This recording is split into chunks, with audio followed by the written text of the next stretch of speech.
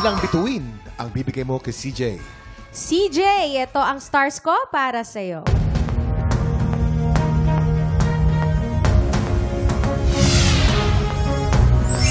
Apat na bituin ang binigay ni Hana. Ibig sabihin, CJ, meron kang total 11 stars. Anong score naman ang ibibigay mo kay Pamela? Para sa'yo naman, Pamela, ito ang stars na ibibigay ko.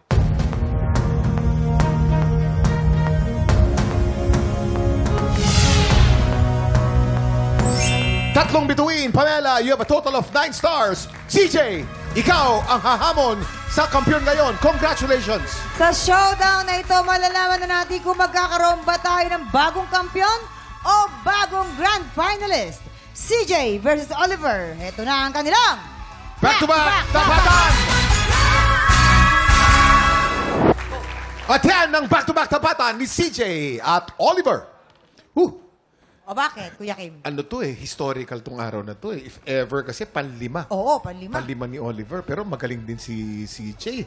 So hindi natin alam ano kaya masasabi ng ating inampalan. Kuya Kim, Mamang, napakahalaga nitong araw na to. Labanan nito ng palakihan ng boses. Parehong malaki ang boses Oo, labanan ng palakihan ng boses. Ngayon, meron silang mga pagkakamali na narinig namin. Kaya lang, yung stamina nung isa ang aming nakita. Merong matindi siyang ginawa. Kaya doon kami napahanga. Ayun. Eto na. Maraming salamat, Renz. Sorry. Maraming salamat, Renz. Kilalanin natin ang kampiyon ngayon.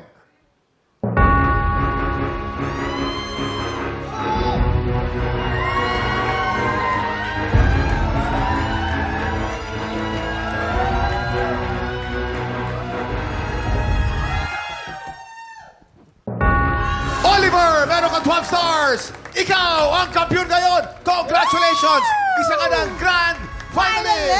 Congratulations! Congratulations, Oliver! At shoutout na rin sa anak mo dahil ikaw na ang pangatlong pasok sa Grand Final!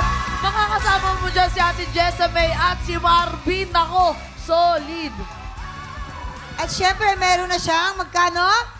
50,000 pesos! Ano ang masasabi mo sa pagkapanalo mo, Oliver? Parang naiiyak-iyak si Kuya Oliver. Sige lang, ilabas mo. Kaya mo yan, Kuya Oliver. Bakit ka naiiyak? Yung first time mo po sa TV.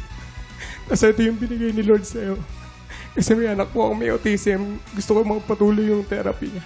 Para maging normal din siya kagaya ng ibang normal na bata.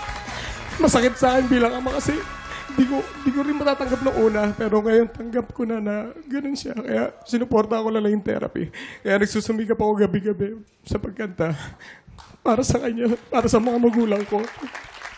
Kuya Oliver, blessing yan. Oo, yung mga anak, di ba, na within the spectrum. Yan ang actually nakakapagpa-happy sa buhay natin, di ba? Sa mga mababaw man o sa mga mabigat na paraan, kahit ano, at mamahalin ka niyan buong buhay mo. Anong pangalan ng kuya. anak mo, Oliver? Lorcan po. Lorcan. Lorcan. Anong mensahe mo sa anak mo? I love you, Lorcan. Mahal na mahal ka ni Daddy. Hindi kita mababayaan. Kahit may sakit ako, tutuloy ako si Daddy. Lalaban kita. Hanggat kaya ko, hanggat tumanda ako, sasamahan kita. Kahanga-hanga ka bilang isang ama, Oliver. Pero ito na. Ito na. Bago natin ituloy ang selebrasyon, mayroon ka munang importanteng desisyon na kailangan gawin.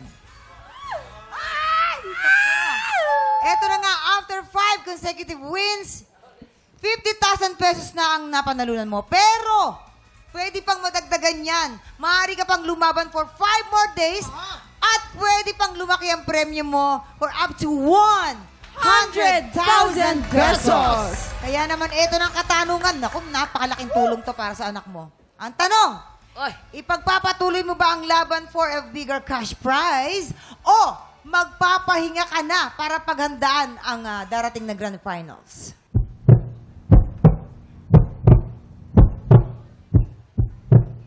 Tutuloy po ako kasi mas kailangan po ng anak ko. Ayan!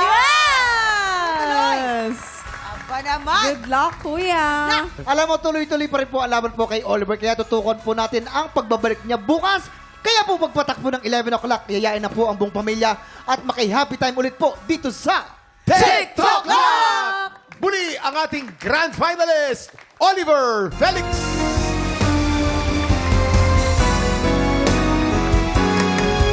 Bakit kung sino pa ang siyang marunong magmahal ay siyang madalas maiwan ng di alam dahilan sayang lang ang pagmamahal na inali ko sa'yo.